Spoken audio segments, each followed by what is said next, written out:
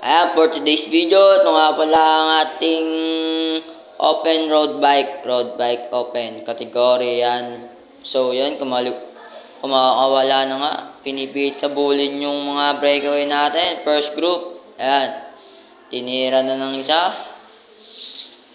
Ayan po, kung makikita nyo po, yung peloton nasa likod lang at yung first group malapit lang.